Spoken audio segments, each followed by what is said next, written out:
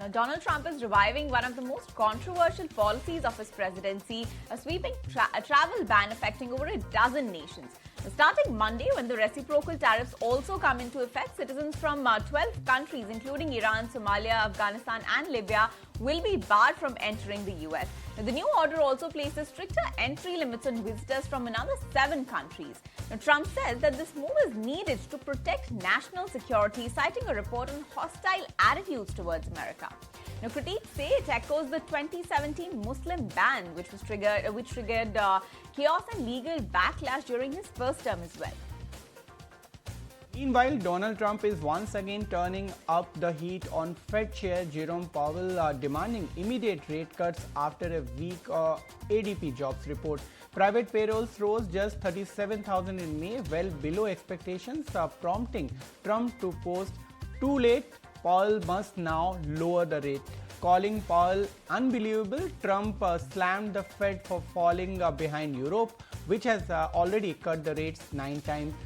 The confrontation follows a tense White House meeting between the two last week. All eyes will be now there on Friday's official job report from the Labor Department. Now, Trump has also said that he spoke with Russian President Putin over an hour discussing Ukraine's recent airstrike on Russian bombers and Iran's nuclear ambitions. Trump called it a good conversation but warned it won't bring immediate peace. He says Putin strongly hinted at retaliation for Ukraine's surprise attack, which reportedly hit over 40 Russian aircraft. The two also talked Iran, with Trump's warning that Tehran's nuclear decision must be made very quickly. The Kremlin confirmed the call as Ukraine war enters the 4th year. That's right. Now, moving on, tensions are also mounting between Washington and Beijing as Trump has called it extremely hard to strike a deal with China's Xi Jinping. Now, Trump's blunt remarks come as the White House signals the two leaders may speak this week to break the deadlock over trade talks. Now, China's foreign minister has urged the U.S. To meet China halfway. But frustrations run high, especially over tariffs, tech curbs, and also rare earth restrictions. Now, Trump says that he still likes Xi, but warns that the Chinese president is, and I quote, very tough and hard to negotiate with.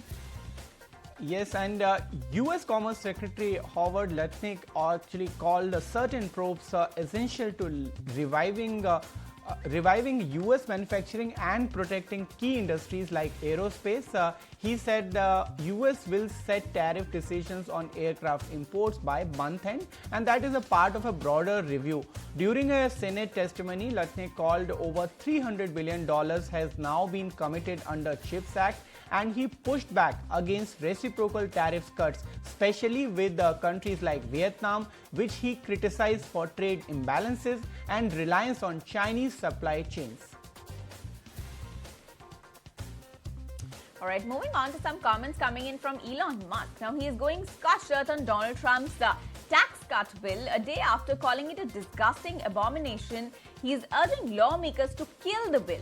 Now, Musk says the plan would add $5 trillion to the deficit and plunge the U.S. into debt slavery. The Tesla CEO has fired off over 24 posts slamming the bill on X just days after he's stepping down as the Trump's government efficiency group. Now, White House is reportedly surprised. Now, Trump is said to be disappointed but still fully backing the bill. And moving on, the US economy shrank slightly over the past 6 weeks with hiring stagnation and inflation expectations rising. According to the latest Federal Reserve Wage Book, the report cited elevated economic uncertainty and tariff-related price hike as key reasons for the slowdown. While inflation remains moderate, most businesses now expect costs to rise faster, and many plan to pass on these costs within 3 months. Labor demanded softened with reports of reduced hours, hiring freezes, and some layoffs. All right, then moving on, the US has vetoed a United Nations Security Council resolution calling for an immediate permanent ceasefire in Gaza. It was the only member to vote against the proposal, with 14 others in favor. The US envoy said that the draft failed to condemn Hamas for the demand disarmament. Israel, continuing its offensive, rejected any ceasefire that Hamas stay in Gaza. The US and Israel are now backing a controversial private aid operation amid sharp criticism of blocked UN relief and worsening famine risk. If you like this video, then like, share and subscribe to ET Now.